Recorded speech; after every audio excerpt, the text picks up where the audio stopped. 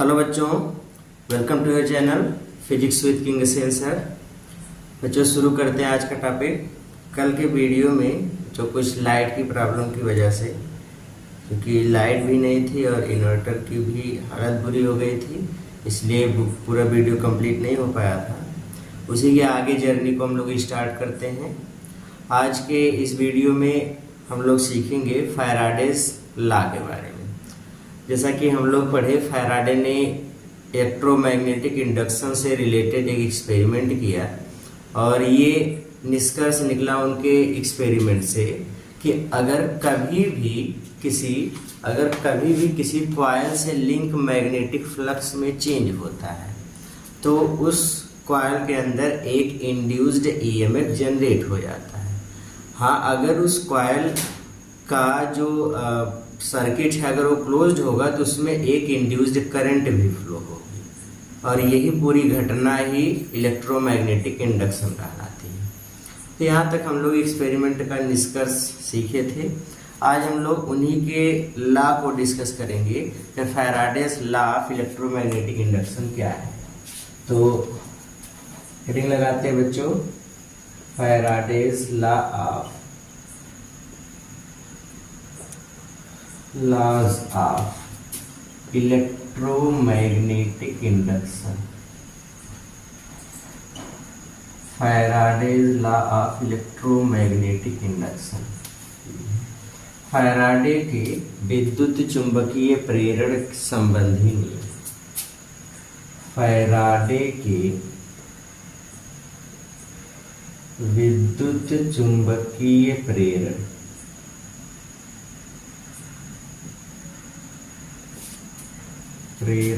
संबंधी नियम।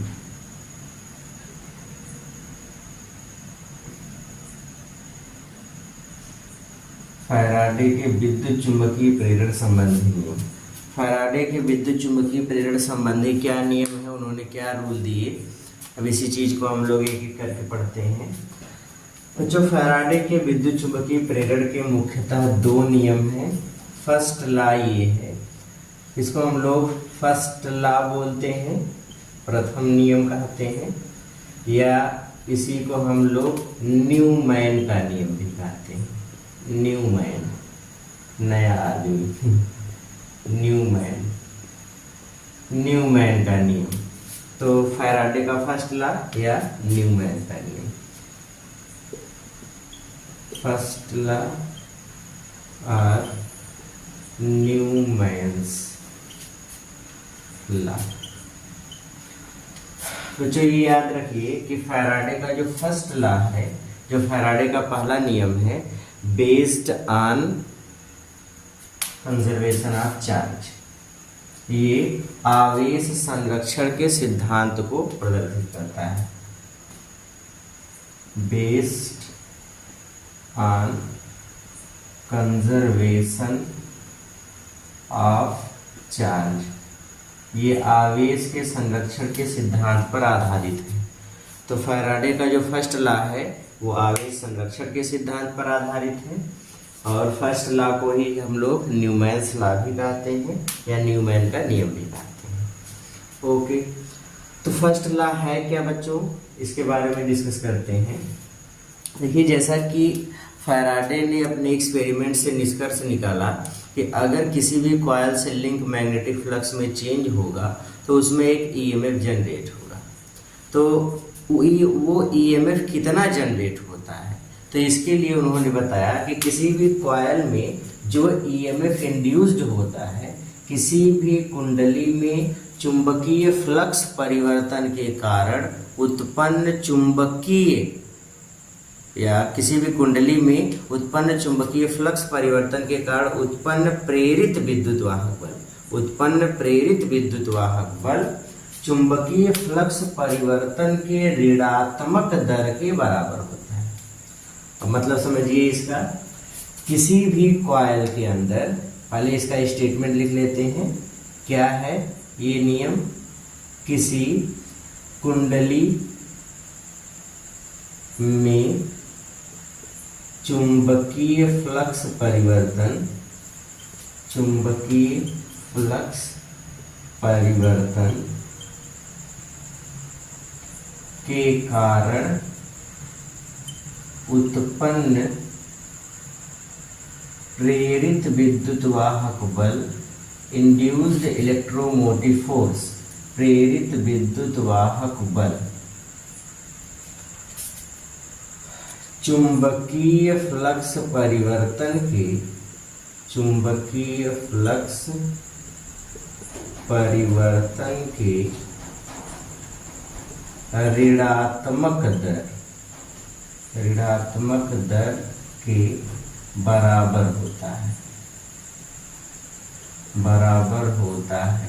ये किसी कुंडली में उत्पन्न चुंबकीय फ्लक्स परिवर्तन के कारण प्रेरित विद्युत वाहक बल या किसी कुंडली में चुंबकीय फ्लक्स परिवर्तन के कारण उत्पन्न प्रेरित विद्युत वाहक बल चुंबकीय फ्लक्स परिवर्तन के ऋणात्मक दर के बराबर होता है। Induced EMF generated in a coil is equals to negative rate of change in magnetic flux. ये है। तो बच्चों इसी चीज को अगर हम स्टेटमेंट में लिखें तो इसको हम ऐसे लिख सकते हैं, induced EMF is equals negative rate of change of flux, ये है, minus delta phi B upon delta T. जो माइनस डेल्टा फाइव बी है, अब याद रखो phi B is magnetic flux, delta लग गया तो चेंज इन मैग्नेटिक फ्लक्स। और किसी भी वेरिएबल क्वांटिटी में अगर हम डेल्टा टी टाइम डिफरेंस से भाग कर देते हैं तो वो रेट ऑफ चेंज बन जाता है। तो ये rate of change in magnetic flux हुआ। What is mean by this negative sign? तो इस नेगेटिव साइन का अर्थ ये है,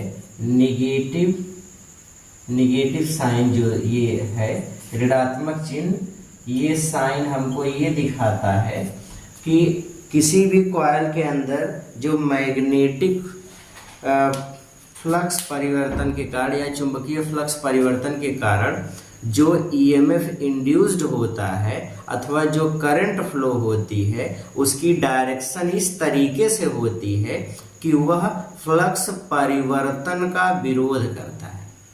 फिर से सुनिए बच्चों, जो नेगेटिव साइन है, अभी इच्छा हम लोग इस पे बहुत ज़्यादा बात नहीं करते क्योंकि सेकंड लॉ पे इसी पर डिस्कस ही करना है। तो बच्चों जो फर्स्ट लॉ में ये जो नेगेटिव साइन आता है वो अपोजिशन को दिखाता है, विरोध को प्रदर्शित करता है। साइन ये अपोजिशन को दिखाता है, अपोजिशन या फिर इसी को बोलते हैं विरोध को प्रदर्शित करता है। ये बस अभी खाली इसका इतना मतलब समझते हैं।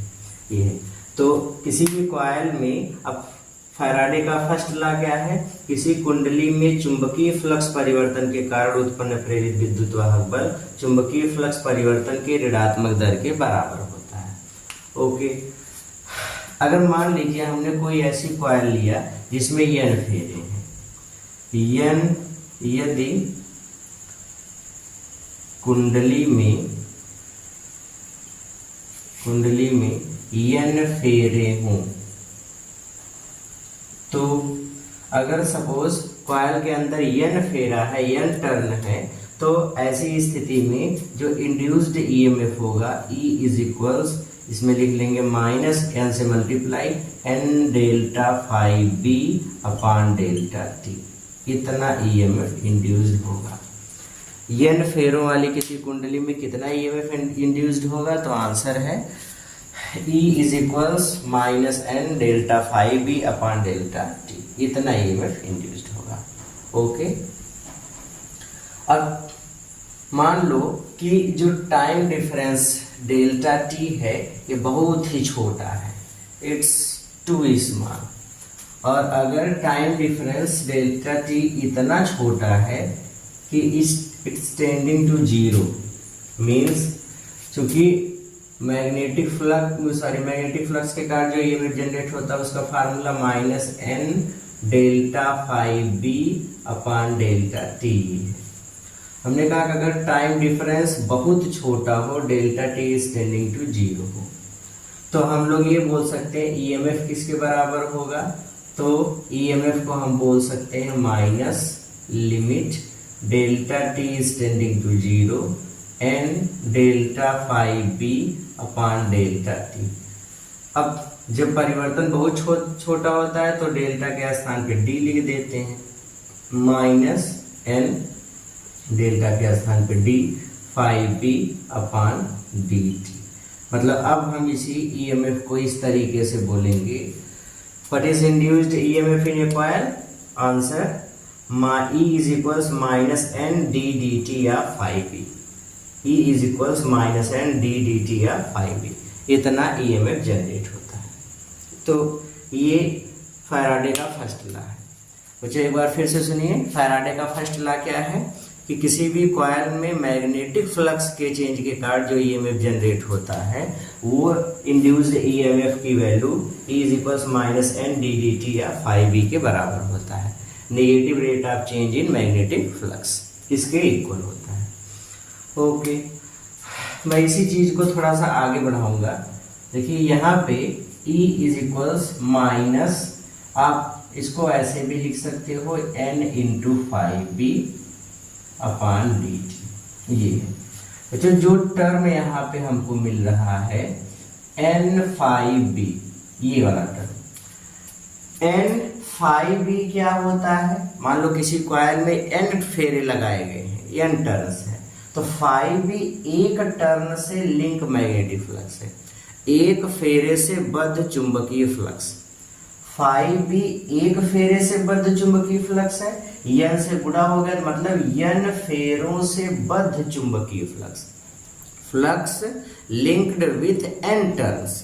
तो n टर्न से link magnetic flux, total magnetic flux है। तो n फेरों से बद्ध कुल चुंबकीय फ्लक्स को ही हम लोग नाम देते हैं फ्लक्स ग्रंथिका, फ्लक्स लिंकेज जिसको बोलते हैं फ्लक्स ग्रंथिका। ये 5b क्या है? एक फेरे से बद्ध चुंबकीय फ्लक्स। n5b क्या है? n फेरों से बद्ध चुंबकीय फ्लक्स।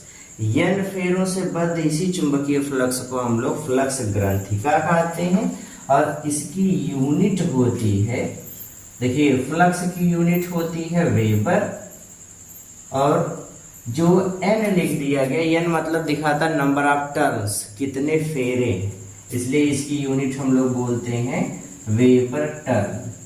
क्या होता है? Weber turn. तो फ्लक्स ग्रंथिका की यूनिट होती है वेबर टर्न।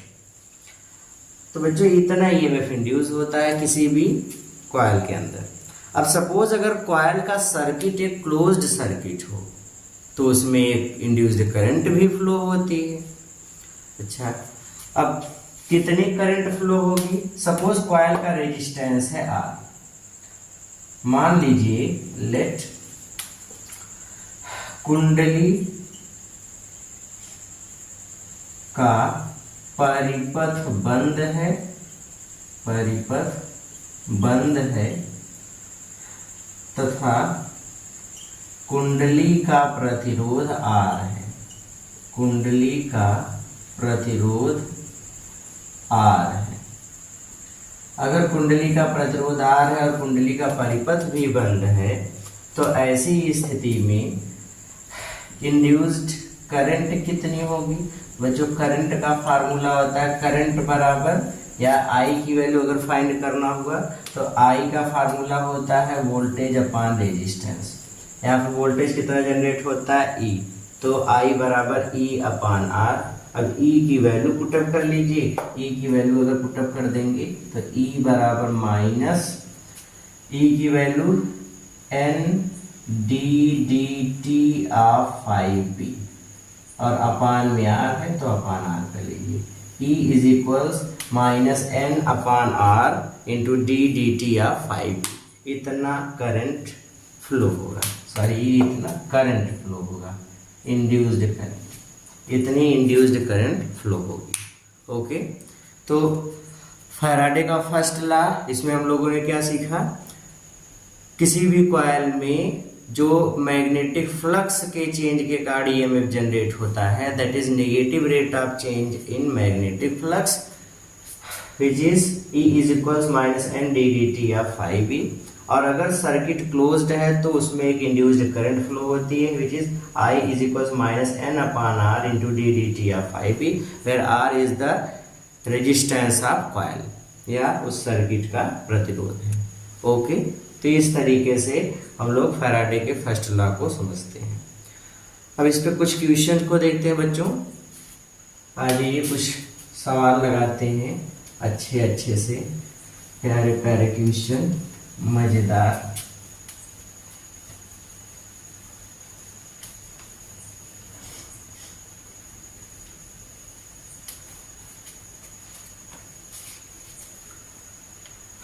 चलिए पहला क्वेश्चन लेते हैं, एकदम सिंपल सा क्वेश्चन है बच्चों। क्वेश्चन को सॉल्व करने से पहले मैं आपको एकदम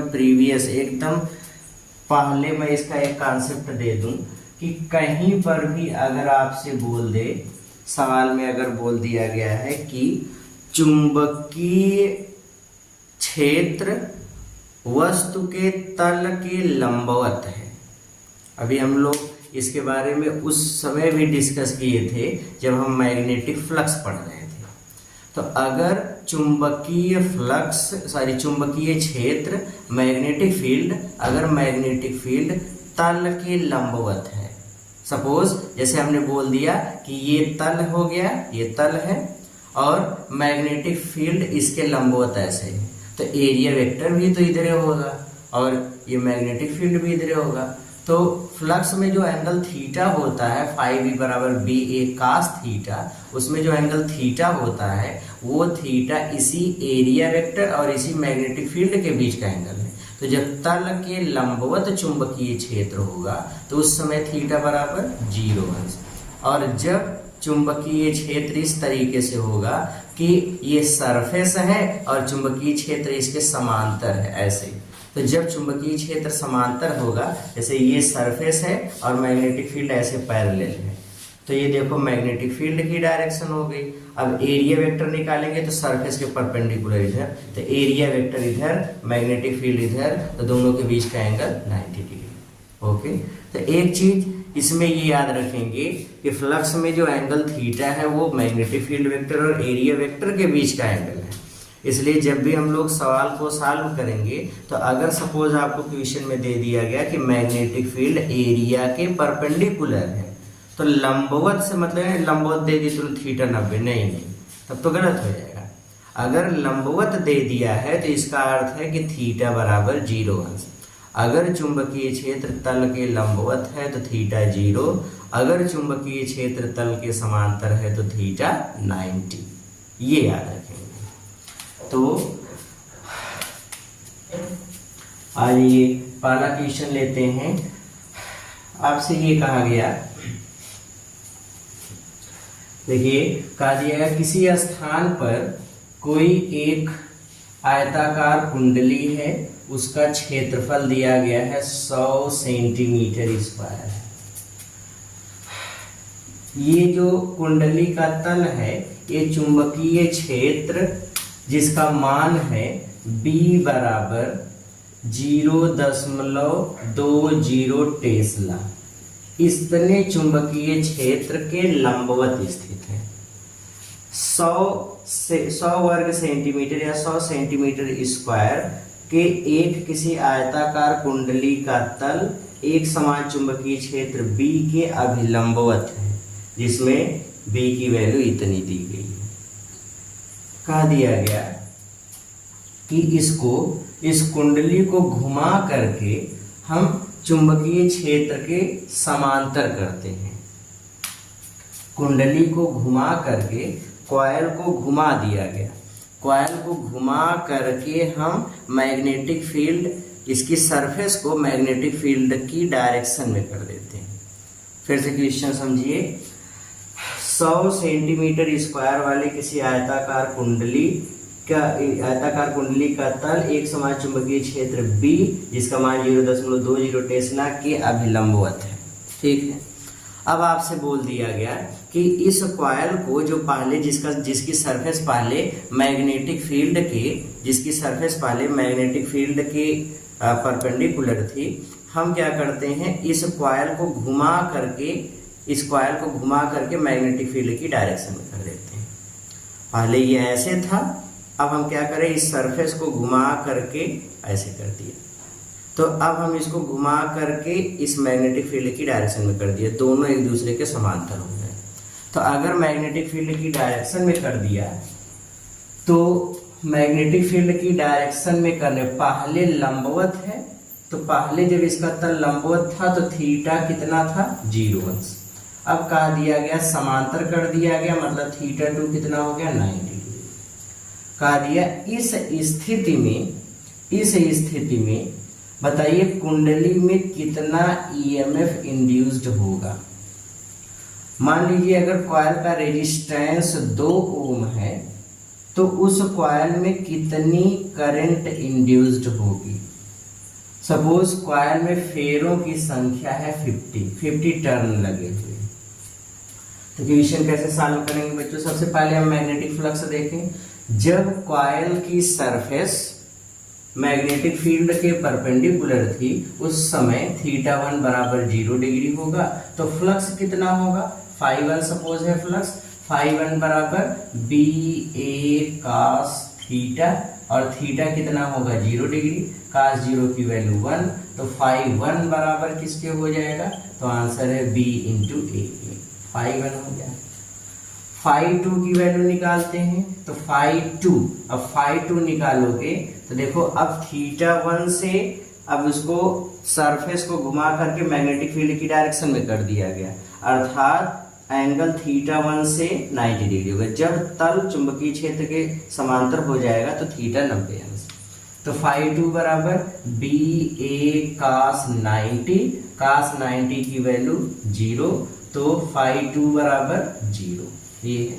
तो चेंज इन मैग्नेटिक फ्लक्स कितना होगा, इसलिए change in magnetic flux delta phi B, change in magnetic flux delta phi B कितना होगा, तो आंसर है φ2 माइनस φ1, तो delta phi B is equals φ2 0 minus B A, तो ये हो गया minus B A is equals minus B की वैल्यू 0.20 इंटू ए की वैल्यू 100 सेंटीमीटर स्क्वायर, तो इसको आप लिख सकते हैं 10 to the power minus 2 meter square, 10 to the power minus 2 meter square इतना लिखा जा सकता है। तो ये हो जाएगा -2 into 10 to the power minus 3 इतने वेबर, ये आ गया डेल्टा फाई बी इतना होगा। तो चेंज इन मैग्नेटिक फ्लक्स मिल गया। अब बच्चों हमसे कहा दिया गया कि बताइए कितना ईएमएफ इंड्यूस्ड होगा, तो इंड्यूस्ड ईएमएफ का फार्मूला है E बराबर -n delta phi B upon delta T. इसमें इस क्वेश्चन में बच्चों मैं टाइम देना भूल गया। देखिए जो कॉइल का तल है वो पहले चुंबकीय क्षेत्र के लंबवत था, इसको 0.5 सेकंड में 0.5 सेकंड में हम तल को लंबवत से चुंबकीय क्षेत्र के समांतर करते हैं।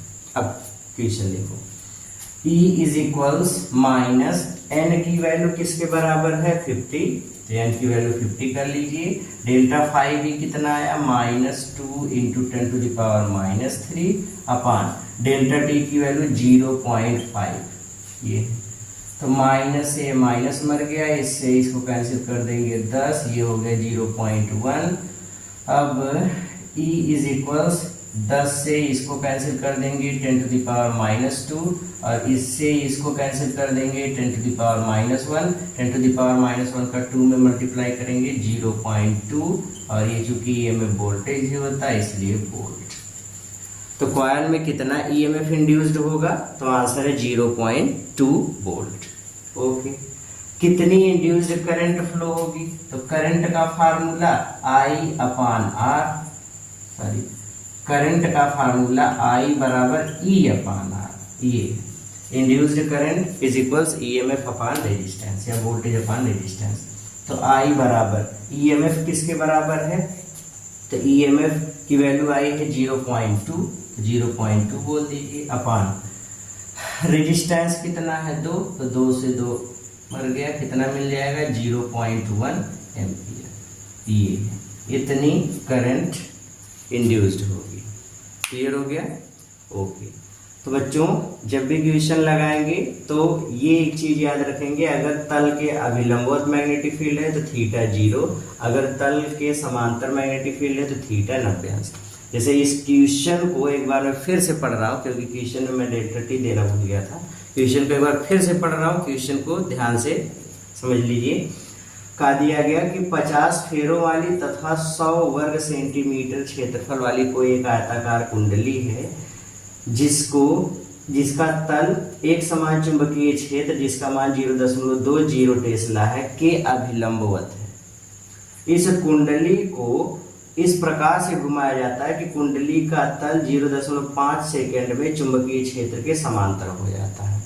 तो कुंडली के तल को चुंबकीय क्षेत्र के लंबवत से समांतर करने में कितना ईएमएफ कुंडली के अंदर इंड्यूस्ड होगा, वो इंड्यूस्ड ईएमएफ निकालना है। अगर उस कॉइल का रेजिस्टेंस 2 ओम है तो उस कॉइल में कितनी करंट फ्लो होगी, ये निकालना है। तो इतनी चीजें आपको कैलकुलेट करनी है इस क्वेश्चन में। ओके, और कैलकुलेशन का तरीका ये है। क्लियर हो गया? ओके, अब देखते हैं अगला क्वेश्चन, क्वेश्चन नंबर 2।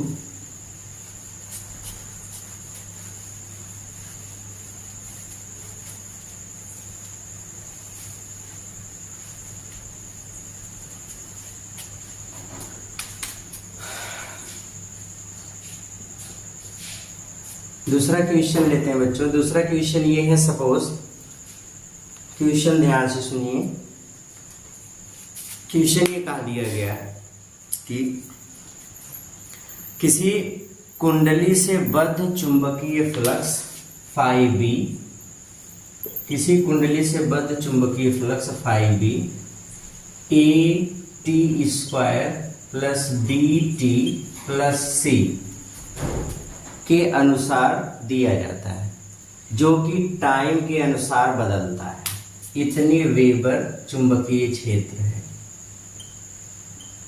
ये फिर से सुनिए, किसी तल से बद्ध चुंबकीय फ्लक्स जो कि समय टी के साथ बदलता है, वो फ्लक्स है फाई बी बराबर A T square plus B T plus C, इतने वेबर है।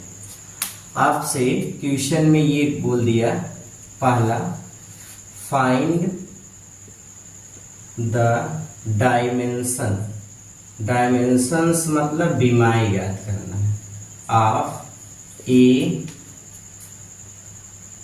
B and C. A B और सी की बीमाएं आपको बताना है कि इसका बीमा कितनी कितनी होगी। दूसरा आपसे ये कहा दिया गया कि आप बताइए, अगर ए बराबर 2, बी बराबर 2, सी बराबर 4, अगर ए बी बराबर 2 और सी बराबर 4 हो तो t बराबर 2 सेकेंड पर कितना पर उत्पन्न प्रेरित विद्युत वाहक बल, उत्पन्न इंड्यूस्ड ईएमएफ। अगर ए और बी दोनों 2 के बराबर है और सी का मान 4 हो तो t बराबर 2 सेकेंड पर कुंडली में कितना ईएमएफ इंड्यूस्ड होगा। तीसरा क्वेश्चन बोल दिया, सपोज मान लीजिए कि कॉइल का रेजिस्टेंस 100 ओम है, तो कॉइल में कितनी करंट इंड्यूस्ड होगी। इतने क्वेश्चन को आपको सॉल्व करना है। एक बार फिर से देखो बच्चा, सवाल कैसे लगाएंगे। सवाल ये है, किसी कुंडली से बद्ध चुंबकीय फ्लक्स टाइम टी के अनुसार परिवर्तित होता है और इसके परिवर्तन का समीकरण दिया, फाई बी बराबर A T square plus B T plus C, इतने वेबर। हमसे बोल दिया कि ए बी और सी की बीमाएं याद करो। दूसरा, अगर ए और बी दोनों 2 के बराबर है, सी का मान 4 है, तो टी बराबर 2 सेकेंड पर कितना ईएमएफ इंड्यूस्ड होगा। और अगर इसी समय मान लो कि कॉइल का रेजिस्टेंस 100 ओम है, तो इसी समय उस कॉइल में कितनी करंट इंड्यूस्ड होगी, ये आपको फाइंड करना है। तो कैसे फाइंड करेंगे, आ जाओ देखते हैं सवाल को। देखिए बच्चों, सबसे पहले हम लोग डायमेंशन की बात करें।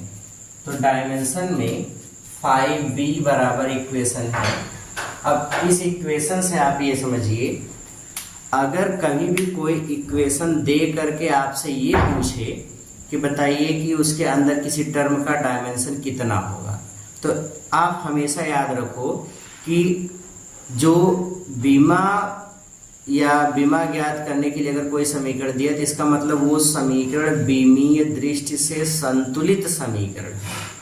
फिर से सुनिए, समीकरण बीमीय दृष्टि से संतुलित समीकरण है।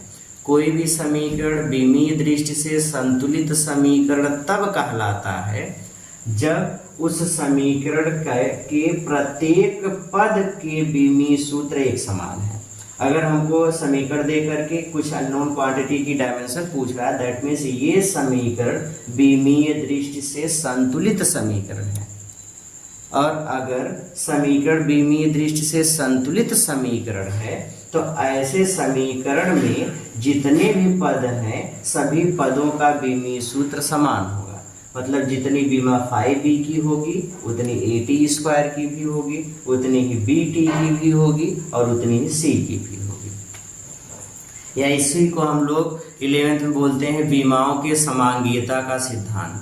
बीमाओं के समांगीयता का सिद्धांत ये है कि समान पद वाले बीमीय पदों को जोड़ाया घटाया जा सकता है। मतलब ऐसे टर्म को ही आपस में जोड़ाया घटाया जा सकता है जिनकी डायमेंशन सेम है। तो उसी को लेकर के हम लोग सॉल्व करते हैं। सबसे पहले मैं 5b की डायमेंशन निकाल दूं, देखता हूं कितना होता है। तो 5b की यूनिट क्या होती है बच्चों? न्यूटन मीटर प्रति एम्पियर।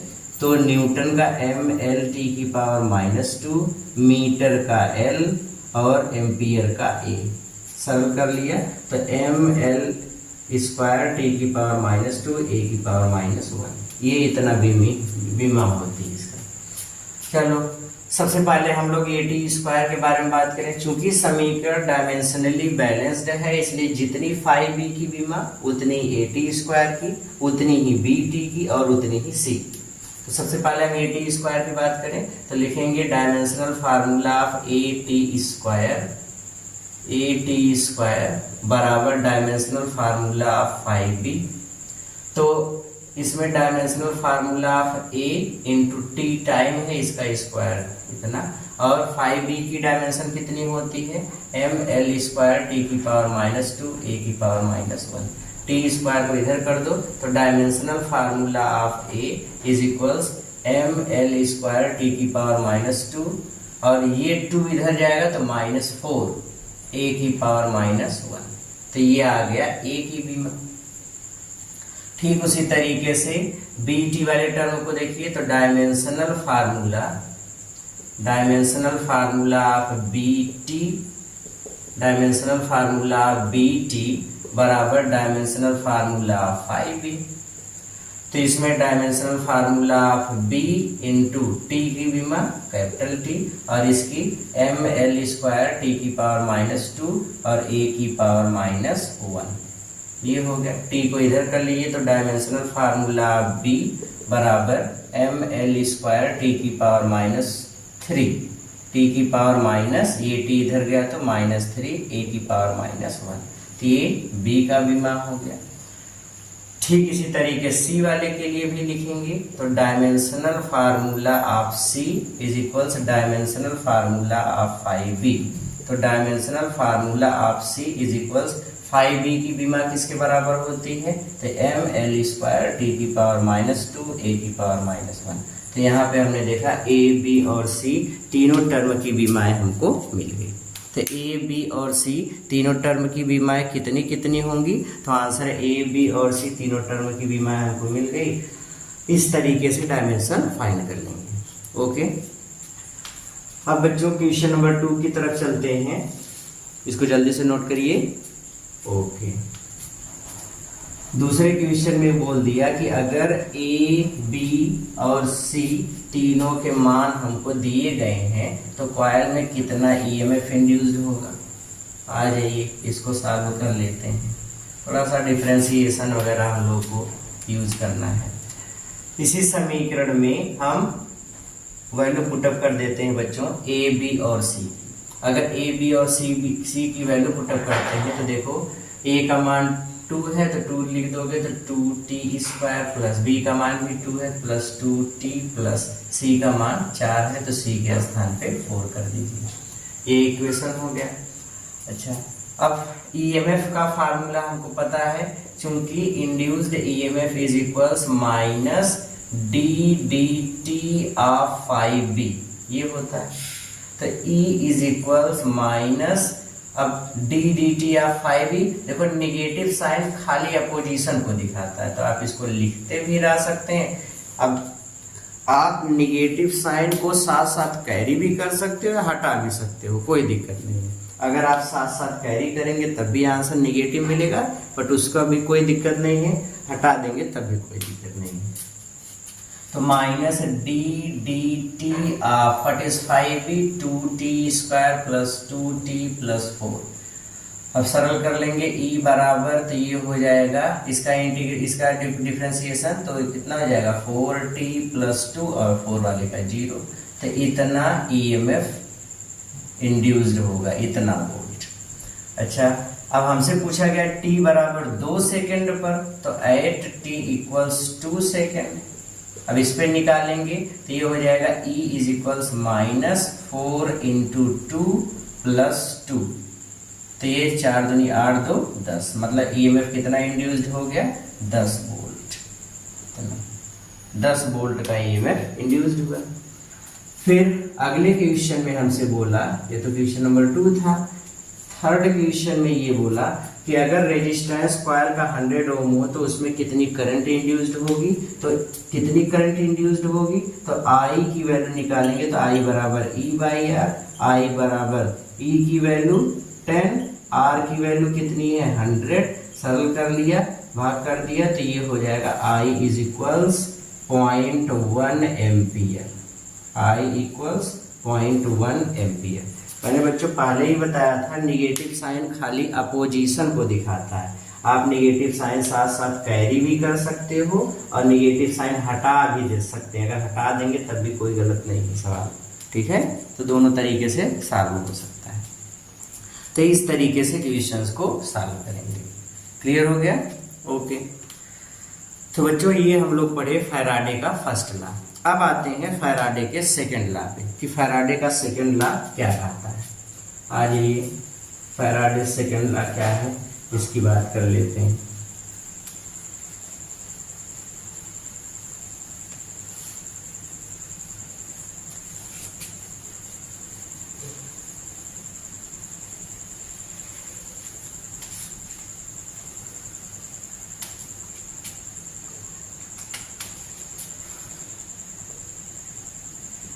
सेकंड लॉ, फैराडे का सेकंड लॉ या द्वितीय नियम। फैराडे के द्वितीय नियम को ही हम लोग लेंज का नियम भी कहते हैं। क्या कहते हैं बच्चों? लेंज का नियम, लेंज लॉ। तो ये सेकंड लॉ कहलाता है, सेकंड लॉ, या इसी को हम लोग लेंज लॉ भी बोलते हैं, लेंज का नियम। समझने की कोशिश करते हैं बच्चों लेंज लॉ क्या है। अच्छा, एक चीज ये भी याद रखो कि लेंज का नियम जो है या जो फैराडे का द्वितीय नियम है ये ऊर्जा संरक्षण के सिद्धांत पर आधारित है, ऊर्जा संरक्षण के सिद्धांत पे। जैसे पहला नियम आवेश संरक्षण के सिद्धांत पर आधारित था, वैसे ही ये ऊर्जा संरक्षण के सिद्धांत पर आधारित है, based on conservation of energy, based on conservation of energy. तो ऊर्जा संरक्षण के सिद्धांत पर आधारित है। पहले तो समझते हैं कि सेकंड लॉ क्या है।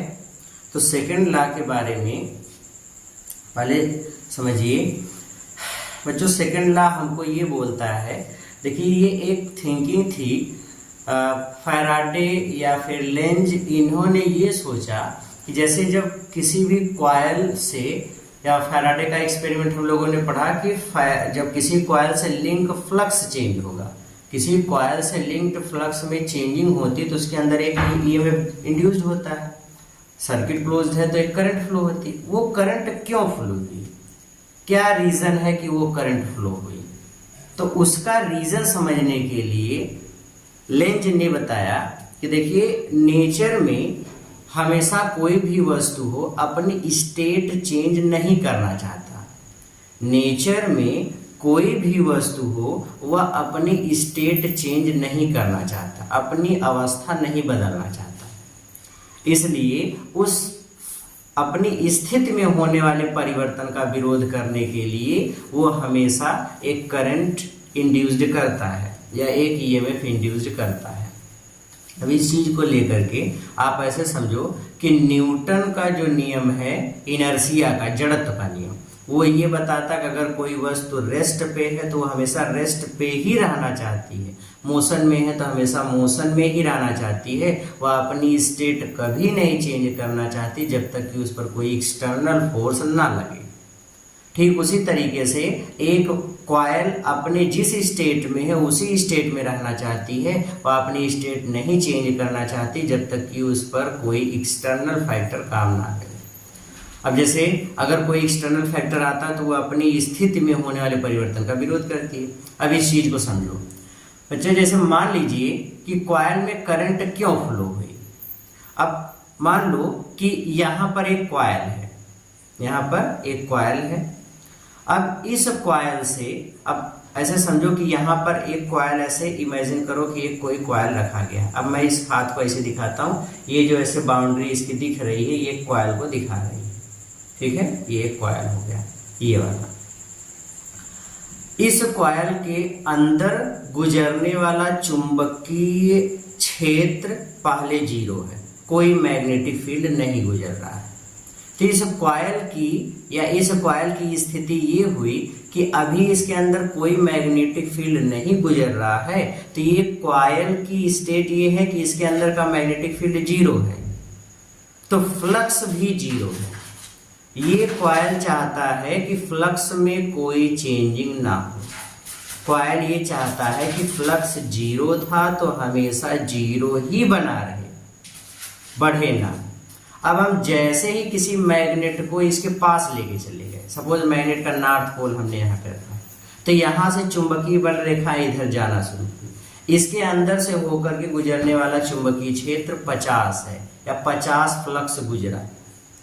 तो जैसे ही इस कॉइल के पास हम मैग्नेट को रखे, पहले मैग्नेटिक फील्ड कितना था 0। अब जैसे ही हम इसके पास लेके आए मैग्नेट को तो 50 चुंबकीय क्षेत्र इधर गुजर गया। ये कॉइल चाहती है कि इसके अंदर पहले मैग्नेटिक फील्ड 0 था, फ्लक्स 0 था, तो अभी भी 0 ही रहे, इसकी स्टेट ना चेंज हो।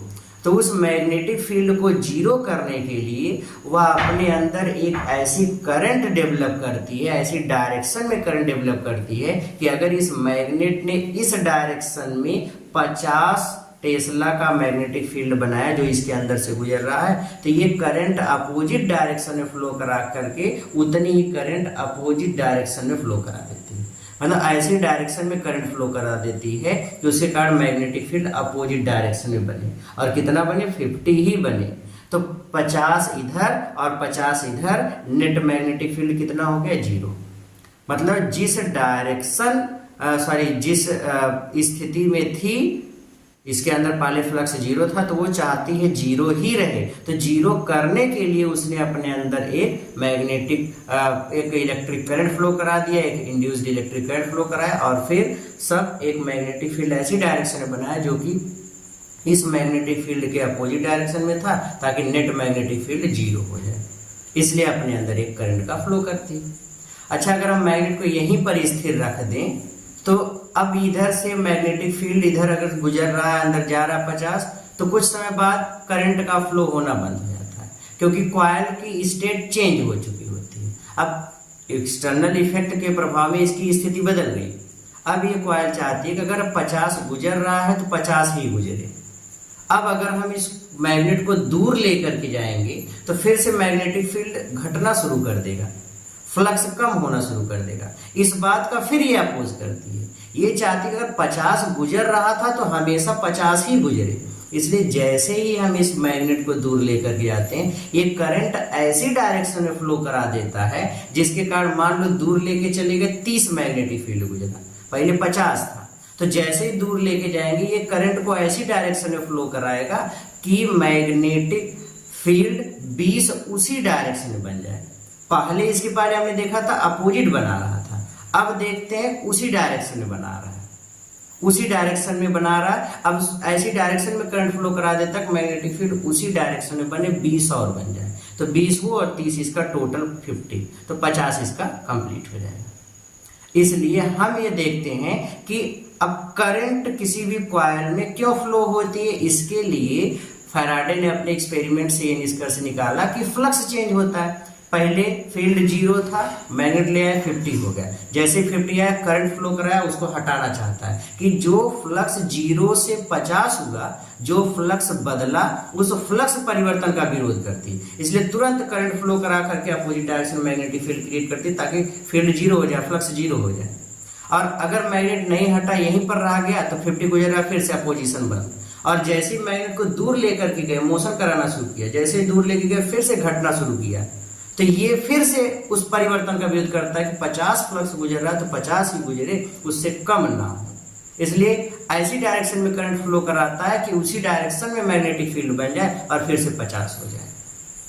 तो हम देखते हैं दोनों ही स्थितियों में, जब दूर लेके जा रहे हैं तब भी ये उसका विरोध कर रहा है कि मैग्नेटिक फील्ड उतना ही रहे, कम मत हो, और पास लेके आ रहे हैं तब भी उसका विरोध कर रहा है कि बढ़ने ना पाए, तो उसको अपोज कर रहा है। मतलब हमेशा, अब फ्लक्स क्यों चेंज हुआ, जब हम मैग्नेट को इसके पास ले आए और मोशन कराए तभी फ्लक्स चेंज हुआ। तो दोनों ही स्थितियों का ये कॉइल अपोज करती है, विरोध करती है, दोनों ही स्थितियों का ये कॉइल विरोध करती है। मतलब निष्कर्ष ये मिला कि किसी भी कुंडली में जो उत्पन्न प्रेरित विद्युत वाहक बल या उसके कारण जो प्रेरित धारा बनती है, वो हमेशा उसी कारक का विरोध करती है जिसके कारण खुद उत्पन्न होती है। अब भाई फ्लक्स परिवर्तन होता है तभी तो इंड्यूस्ड ईएमएफ जनरेट होता है या करंट का फ्लो होता है। अब देखिए, अगर फ्लक्स परिवर्तन होता तभी करंट का फ्लो हुआ, लेकिन वो करंट का फ्लो क्यों हुआ, तो आंसर इसके इफेक्ट को खत्म करने के लिए, इसका विरोध करने के लिए। इसी चीज को लेंज ने इस तरीके से लिखा। तो अब क्या लेंज का नियम है या फैराडे का सेकंड लॉ, पहले इसकी स्टेटमेंट को लिखते हैं। स्टेटमेंट ये है कि किसी कुंडली में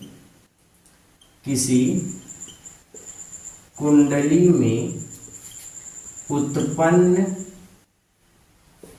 प्रेरित विद्युत वाहक बल तथा अथवा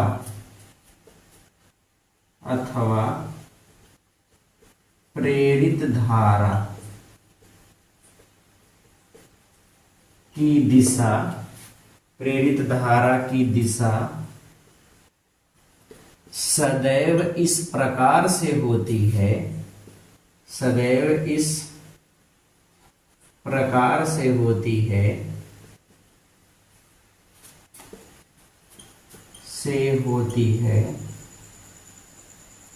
कि वह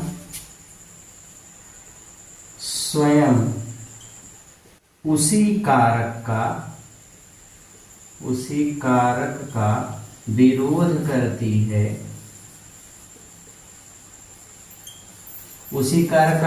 करती है, मीन्स चुंबकीय फ्लक्स परिवर्तन का विरोध करती है, चुंबकीय फ्लक्स परिवर्तन का विरोध करती है, जिसके कारण स्वयं उत्पन्न होती है, जिसके कारण स्वयं उत्पन्न होती है। ये तो बच्चों, फैराडे का दूसरा नियम या लेंज का नियम क्या है, किसी कुंडली में उत्पन्न प्रेरित विद्युत वाहक बल अथवा प्रेरित धारा की दिशा सदैव इस प्रकार से होती है कि वह स्वयं उसी कारक का विरोध करती है। मतलब फ्लक्स परिवर्तन का विरोध करती है, और फ्लक्स परिवर्तन का विरोध करने के लिए ही करंट फ्लो होता है। मतलब जिसके कारण खुद करंट बन रही है, वो करंट बन करके उसी चीज को खत्म करना चाहता है जिसके कारण उसको वो बन रही है। तो क्यों करंट बन रही है? क्योंकि फ्लक्स चेंज हो रहा है, उस चेंज को अपोज करने के लिए बने, तो ये अपोज करती है, विरोध करती है। तो यही लेंज का नियम है। अब बच्चों लेंज के नियम के बारे में और कुछ एप्लीकेशंस, एग्जांपल्स हम लोग अगले लेक्चर में अटेंड करेंगे। आज के लिए बस इतना ही। तब तक पढ़ते रहिए, मेहनत करते रहिए। All the very very very best.